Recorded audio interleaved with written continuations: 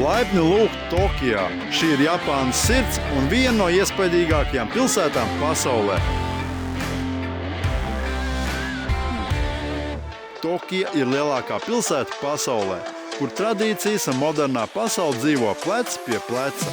Šeit valda unikāla kultūra, cieņa, disciplīna un harmonija ikdienā.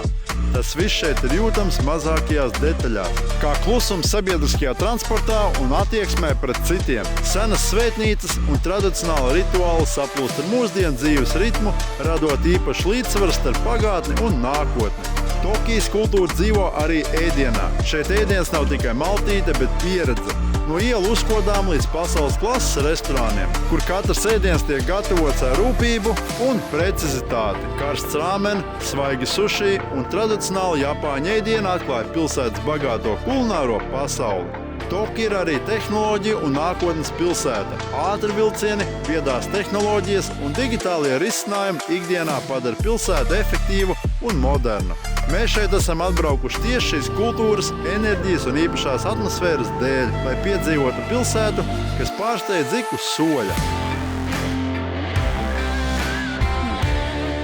Nu ko, mūsu pirmā diena šeit Tokijā var sākties, un tā jau sāks ar saulīti. Tas jau ir ļoti pozitīvi. Un mūsu mērķis ir šodien aizbraukt līdz Tokijas skata punktam, no kurienes pavarās viss skats uz pilsētu, kas ir Skytree. Tas ir pirmais mērķis, ko mēs šeit gribam izdarīt. Bet pirms tam mēs vēl gribam aiziet kaut ko paēst, un tas ir... Sushi! Jo ko gan vēl viena sushi šeit pirmais, ko ēst. Bet Lauma grib atrast speciālu vietu. Kur ir konvejeru lente. Es gribu redzēt, kā viņi pasniedz uz konvejeru lentes sushi. Tas ir tā, ka tu pasūti un tev vienkārši piegādā caur lenti. Nu redzēsiet, kāds būs. Ejam meklēt to vietu. Re, kur ir fugu zivs, kas ir ļoti, ļoti indīgi. Un Japānā viņu ēd un ir speciāli kursi pavārim, kas ir jāaiziet, lai viņš varētu pareizi šo zivu pagatavot. Jo, ja nepareizi izgriež viņai indas dziedzeri, tad ēdot šo zivu, tu vienkārši nomirst. Baigā uzticība pavāram. Bet vai tu gribi ēst to zivi? Nē. Kāpēc? Man nav tāda uzticība. Labāk iesim ēst sushi. Jā. Nu, ko esam atraduši pareizo ielu, tagad jāatrod pareizā ēstuve. Šī te ir tā vieta, bet viņa varās vaļā no 11. Tagad ir 12. Skaidri un gaiši rakstīts ir sushi. Tad mēs zinām, ko mēs šeit ēdīsim. Tā, te ir arī menu visāds. Nu, ir dzērieni, mēģinam. Vienmēr vaļā viss kārtībā. Nospiež podziņu, durvis vaļā. Tā, tu. Iedeva mums vietas numuriņas, kā arī kodu, lai zinātu, kā pēc tam maksāt, laikam. Tā, kur šitien ir katram savs dators, uz kura laikam ir jāizvēlās un jāpasūta. Nu, mēģinam. Pirmais, kas jāizdara, noteikti jāatrod angļu valodu, jo viss ir japāņu valodā. Nu it kā ir rakstīts angļu valodā apakšā, kur ilsīts šeit ir. Un te, ja nemaldos, ir japāniski, angļu valodā un vēl ķīniešu valodā. Cik es saprotu, ir vienkārši dažādas menu izvēlēties. Summa ir 160 jēnas, kas ir reāli maz. Tas ir kaut kā 2 eiro laikam, vai kaut kas tāds. Tāda reku parastie. Nu, kuru lai ņem, nezinu. Pēc nosaukumiem nav jausmas, vienīgais izmantot to Google Lens pārtiek vai tādā veidā. Bet labi, pagaidām uzsūtīsim kaut ko. Uzsūtīsim šos divus. Tātad te apakšā mirgo. Varētu secināt, ka tā ir tā poga, kas jāspiež. Jā, reku viņš parāda, kas ir kas, un reku uzrakstīts ir place order. Nu, tad mēģinām uzspiest to. Your order is being received. Tad esmu pasūtījis. Nu, it kā viegli, bet tas, kad īsti nesaprot, kas ir kurā suši iekšā, tas vienīgais man var saprast pagaidām. Tādā ziņā varētu teikt, ka tas viss tikko uz dūlom notika. Bet esmu kaut ko pasūtījis, tā kā jāgaida, skatīsimies, kas atnāks. Es vēl joprojām mēģinu izburtos cauri. Nevar atrast valodu. Kaut kā jābūt valodai. English. Yes. Jā? Jā, kur ir. Nu tad viss vienkārši tagad. Tagad mēs varam pasūtīt. Nu, es nemainīju valodu, es sūtīju kā japāns. Kur ir arī instrukcijas, kā pagatavot tēju, pūderu tēju. Kas tur jau ir? Reku nāk. Tātad pirmais atbrauc pie Laumas. Kāpēc pie tevis pirmais pasūtīja? Tāpēc, ka man bija diezgan vienkārši suši. Man ir tuncis, tā kā samaltas tuncis uz rīsiem. Tālāk par tēju. Tātad izskatās pēc mačas tējas. Ir jāieber krūzītē. Un rekur arī ļoti vienkārši instrukcija. Numur 1 un numur 2. Numur 2 ir ieliet karsto ūdeni, jo te ir pie man datoriņa tāds krāniņš, kur var apliet ar verdošu ūdeni tēju. Riktīgi forši. Un tas ir bez maksas. Garšīga tējiņa. Tā ir tā kā zaļā tēja, tā nav gluži mača, bet nereāli laba. Kā arī šeit mums ir sojas mērcīte. Tāda mums ir vēl viena mērcīte, speciāla mērcīte svitsāks, tā kā saldā mērcīte. Rekomandas suši arī brauc abi divi. Tā, tas ir viens, tas ir otrs. Un viņš man saka, man ir tā kā jāuzspiež apstiprināt, ka esmu saņēmis. Tā, sojas mērcītes mums ir. Reku arī ir pieejams wasabi. Un, protams, arī paši kociņi. Rekomandas otrs suši atnāca. Nezinu, kāpēc man ir 2 reizes mazākas porcijas nekā ēdiem, ja tā salīdzina. Bet tas, ka tas suši īstenībā atnāk ļoti ātri. Mēs pasūtījām, principā, kaut kāds 2 minūtes tagad pagāja un jau piegādā. Tas ir ritīgi labi. Tas, ka mēs esam izsalkuši, tiešām mēs esam ļoti izsalkuši. Mums nav brokastis hostelī. Un tas, ka mēs atnākam šeit, pasūtam un uzreiz ir klāt, un tu, principā, var uzreiz arī ēst. Jā, tā labi. Nu, tā pirmais suši priekā. Priekā? Priekā. Garšīgi. Nu, nevarētu teikt, ka ir labāk kā visur citur, bet ir garšīgi. Vismaz tieši tie. Man bija nereāli garšīgs, tikko ar kūpinātu, tā kā lasi nedaudz. Es arī biju garšīgs, vēl pagājušo tevi. Tā, mēģinām tagad šo te suši ar tempūru, jeb tempūra garneli. Un es mēģināšu savu malto tunci priekā. Priekā. Šis jau bija ļoti garšīgi. Tas bija ļoti labi. Pasūtīju kaut ko jaunu, ko es nekad neesmu mēģinājis, un tas ir natto, jeb fermentētas sojas pupiņas. Reku var redzēt, tas brūnīgais kopā ar tunci. Pagaršošu. Ļoti tā konsistence tāda tā kā līme. Ja godīgi man ne īpaši. Garša tāda neitrāla, sāļa. Es pasūtīju tikko kaut ko pavisam standarta, kas ir vienkārši rīsa lasa un sīpoliem un vēl čili pa visu. Man vienkārši gribās reāli vienkārši normālu lasu paēst, bez visām īpašajām lietām. Provējam šo te nagiri.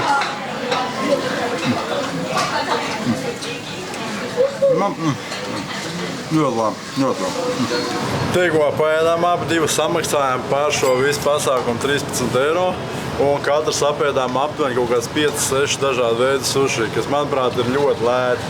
Un bija arī ļoti garšīgi. Man visvairāk patīk tas, ka mēs pasūtījām visu pamazām, un tad nebija šis te jautājums, vai es paēdīšu no šīs porcijas. Tu paņem, tu pasūti, tu apēdi to gumosu, un tad pasūti, cik tu vēl gribi. Ļoti praktiska vieta, tiešām ļoti praktiska vieta, un noteikti ieskam šeit atnāk vietu sauc par Genki suši.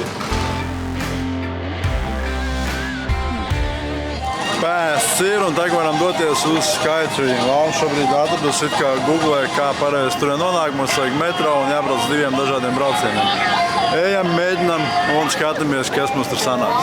Lai nokļūtu no Shibuja stācijas uz Tokio Skytree, ir jādodas ar metro pa Honzaban līniju. Protams, ka mums Google parādīja savādāku ceļu. Mūsu gadījumā bija jābrauc ar 2 dažādiem vilcieniem. Pati biļešu pirkšana notika diezgan raiti. Saprast visu varēja diezgan viegli, jo katrā biļešu automātā ir pieejama angļu valoda.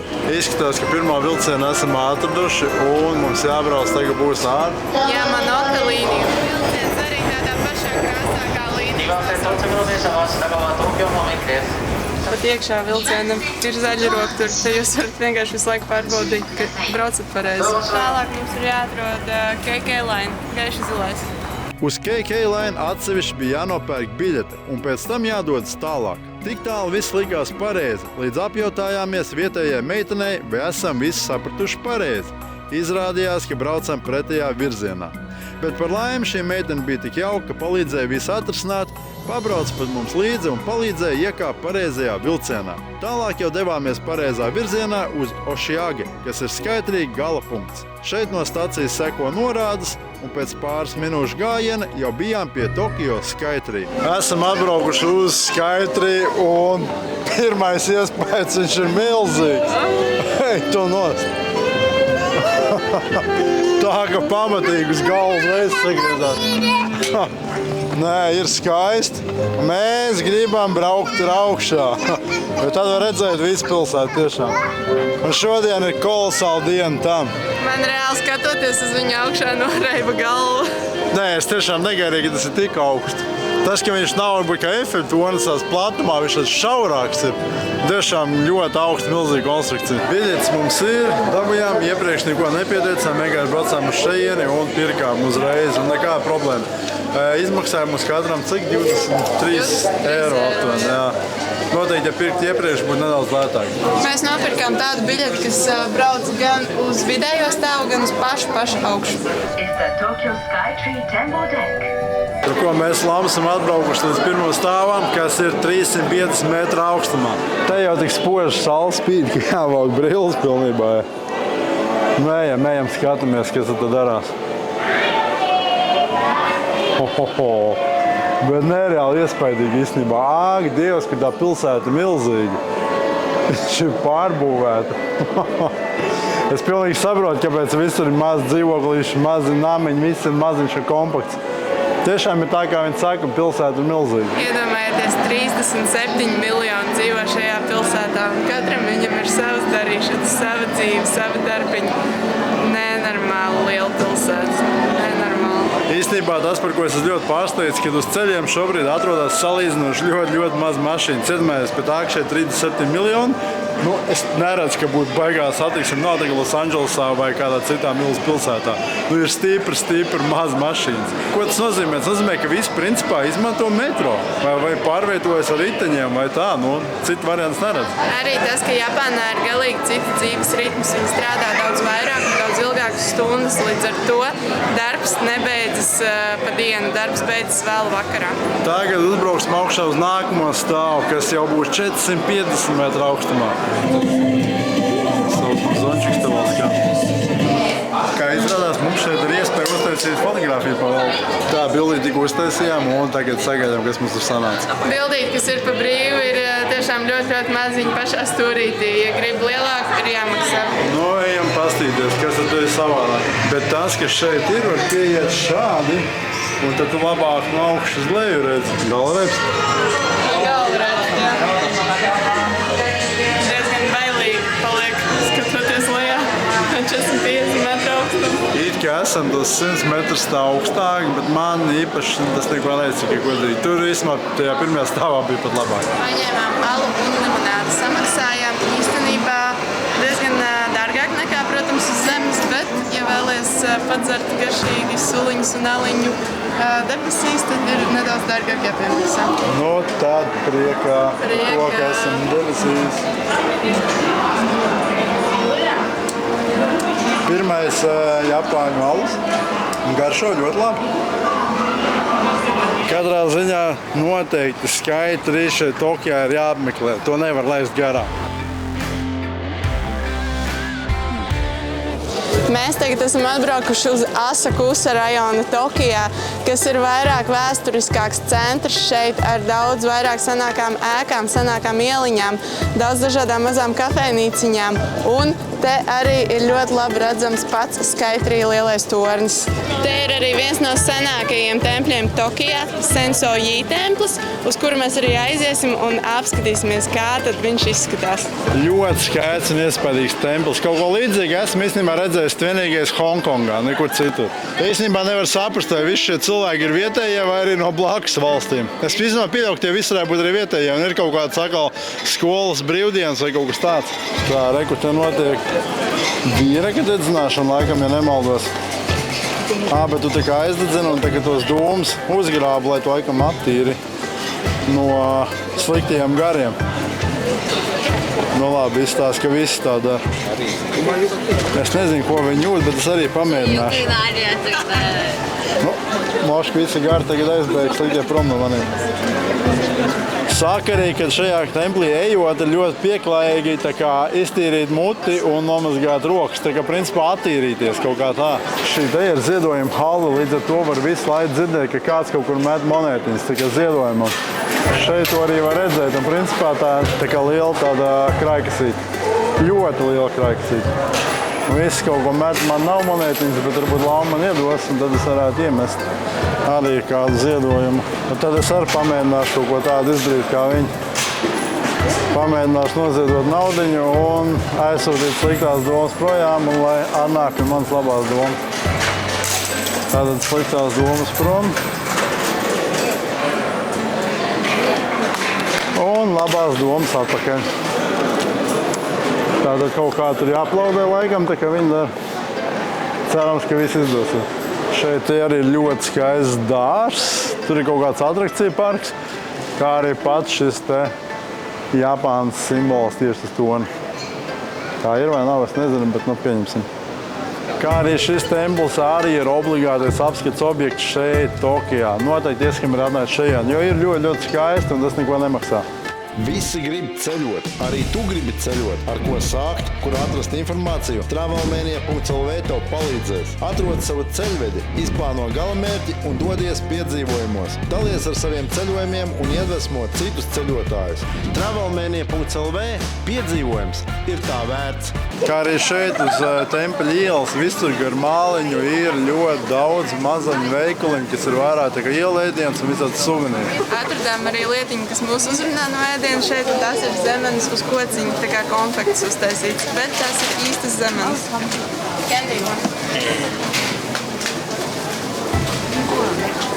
Izskatās tā kā plastmasas zemenes pagaršošana.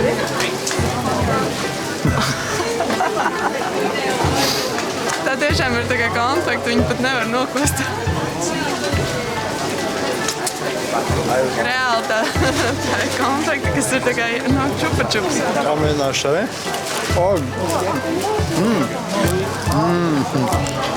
Tur vai nevis sūkā, bet vajag kost. Tad ir tiesa pie zemes. Bet realitātē jā, tā ir tikai ledē. Un apakšā ir svaiga garšīga zemene. Nu nereāli labs. Ne tiešām ļoti labs. Vajag mazāk uz sūkāšanu, vairāk vajag graušanu. Mēs ienācām veikalā, kur ir naži. Un šie naži vienkārši ar rokām taisīti, nereāli skaisti. Japāņu naži no rūtītā tērauda. Ja agrāk viņi taisīja katanas, tad tagad viņi taisa nažus.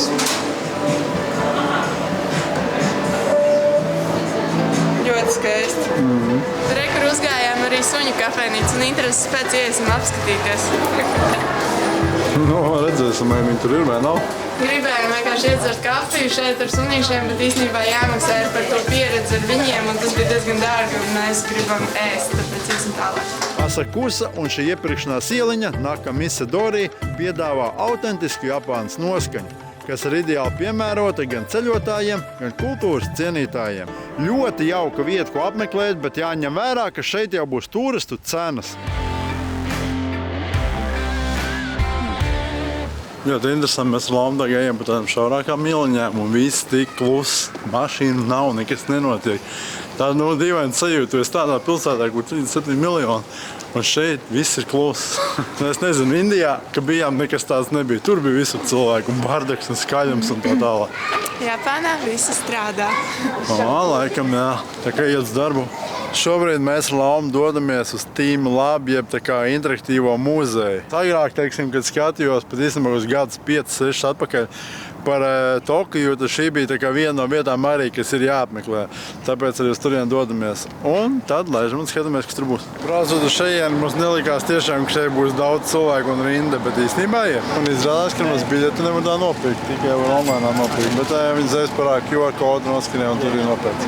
Pa lielam Team Lab Tokijā ir digitālās mākslas muzejs, kur mākslas darbi plūst no telpas uz telpu, radot dažādas sajūtas un pieredzes. Pirms ieejas mums lika novilkt apavus un pastāstīja, kas mūs šeit sagaida. Pirmais, ar ko sastapāmies, bija ūdens, un tad devāmies iekšā telpā ar nosaukumu A World of Softness, jeb mīkstuma pasaule. Tā ir tumša istaba ar lieliem mīkstiem spilveniem, kur cilvēki var vienkārši nogulties un atpūsties un vienkārši baudīt mieru. Otrā telpa, kas mūs sagaidīja, saucās Infinity Crystal Room, jeb bezgalības kristāla istaba. Šī noteikti ir viena no iespaidīgākajām telpām muzejā, jo spoguļu un gaismas kombinācija rada bezgalības sajūtu. Ļoti skaista, efektīva un vizuāli iespaidīga vieta. Šī ir mana favorīta telpa visā muzejā. Trešā telpa, kurā iegājām, saucās Universe of Water, jeb ūdens visums. Šeit tiek apvienots interaktīvs ūdens un gaismas mākslas darbs. Ūdens plūst pa telpu un mainās atkarībā no apmeklētāju kustības. Turklāt ūdens ir silts un ļoti patīkams, tāpēc šī telpa kļuva par Laumas favorītu. Dodoties uz nākamo telpu, mums bija jānoslauka kājas ar dvieļiem, un tad mūs sagaidīja interaktīva ballroom, jeb interaktīvā bumbu istaba. Telpa bija pilna ar lielām bumbām, kuras varēja stumdīt apkārt. Bumbas maina krāsas un kustās, kad tām pieskaras vai ej tām cauri, bet dažreiz uz tām tiek projicēti arī dažādi vizuāli efekti. Nākamā telpa bija Universe of Flowers, jeb ziedu visums. Šeit viss bija piepildīts ar digitāliem ziediem, kas plaukst un maina krāsas atkarībā no cilvēku kustības. Kad pieiet tuvāk vai pieskaries projekcijām, ziedi reaģē, mainot formu, augstumu un krāsu. Radās sajūta, ka esi nonācis īstā ziedu pasaulē. Arī nākamā telpa bija saistīta ar ziediem. Floating Flower Garden, ja peldošais ziedu dārzs. Šeit ziedi atkal peld gaisā un maina krāsas, bet apmeklētāji ejot cauri telpai var tos arī pat pārvietot. Protams, muzejā bija vēl daudz citas interesantas un interaktīvas telpas. Mums šeit patika un bija interesanti. Taču jāsaka godīgi, šī vieta vairs nav tik advancēta un episka, kā tā tika reklamēta agrāk. Tomēr, ja ir brīvs laiks, šo muzeju noteikti ir vērts apmeklēt. Šo vietu, kur šobrīd atrodas, sauc par Shibuya Crossing. Šī ir tā slavenā vieta, kur vienlaikus pārvietojās pāri ielai no viens uz otru visvairāk iespējams cilvēku pasaulē vienā laikā.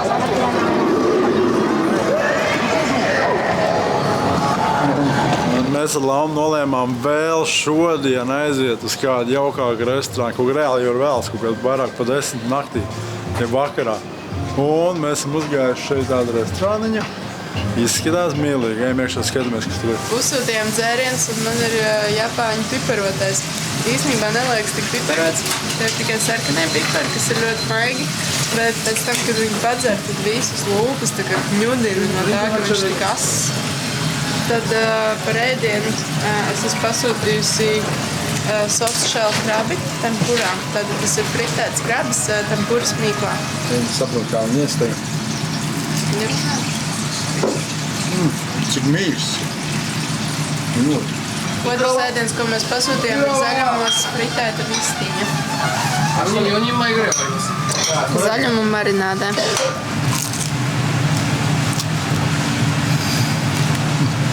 Kā parasti. Pirmais ir ļoti karsta. Jāsaka, iepriekšējā vietā man labāk. Vistiņa droši vien. Bija mirstāk, bet arī ļoti droši vien. Fritēta vistiņa, bet tieši kā tas sakars tiem zaļumiem, kas te bija rakstīts, nezinu. Marinādītē. Marinādītē, bet tā vistiņa garšīga. Bet iepriekšējā vietā man labāk. Par vakariņām un dzērieniem samaksājām 32 eiro, bet ar to mums nepietika. Tāpēc vēl iegrazāmies 7-Eleven veikaliņā, lai paņemtu kaut ko papildus. Tātad man Lauma te teica, ka obligāti no 7-Eleven jāpagaršo šis te lētais suši.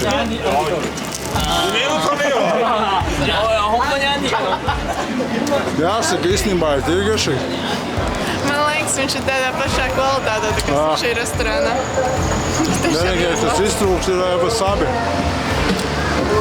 Bet ļoti labi, noteikti iesaku pamēģināt.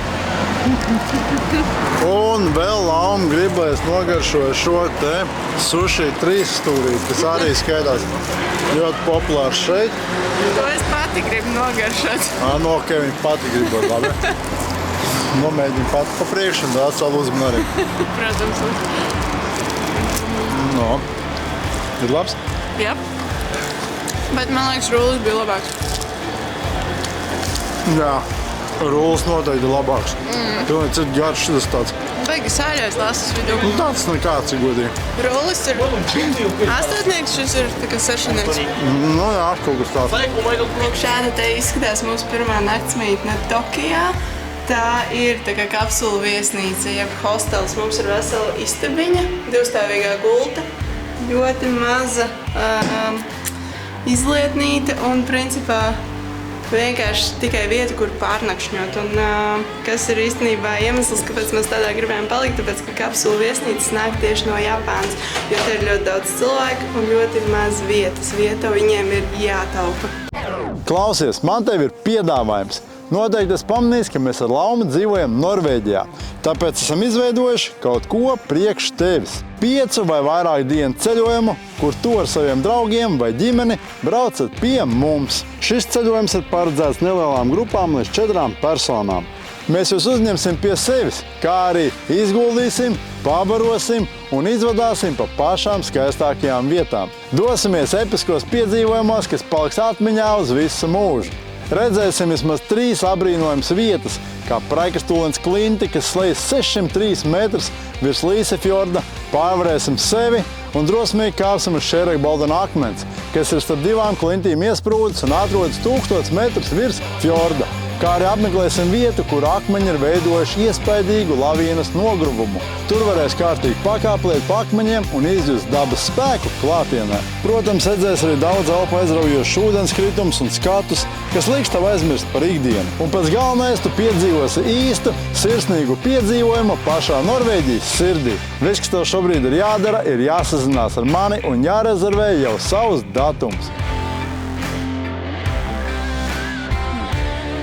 Nākamajā sērijā skaties, kādus ēdienus iepazinām un nogaršojām Japāņu kultūrā, no autentiska omakase līdz sātīgam ramenam, iepazīsim Šibuju, tā slaveno krustojumu, ielas, atmosfēru un citas aizraujošas pilsētas vietas. Ja tevi interesē Japāņu virtuve, kultūra un dzīve lielpilsētā, tad noteikti nepalaid garām nākamo sēriju. Neesi vienaldzīgs un uzspied patīk, padalies un atstāj kādu komentāru, jo šis viss ļoti palīdz šī kanāla augšanai. Un, ja esi patiesi sekotājs, tad vari mūs atbalstīt vēl vairāk. Uzsaucot mūsu kafiju, izmantojot linku aprakstā zem šī video.